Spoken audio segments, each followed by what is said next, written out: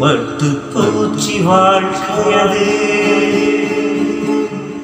8 நாள்தானே பறந்து வரும் இயேசுவுக்கு ஒரு நாள் தானே அவை பறக்கலையா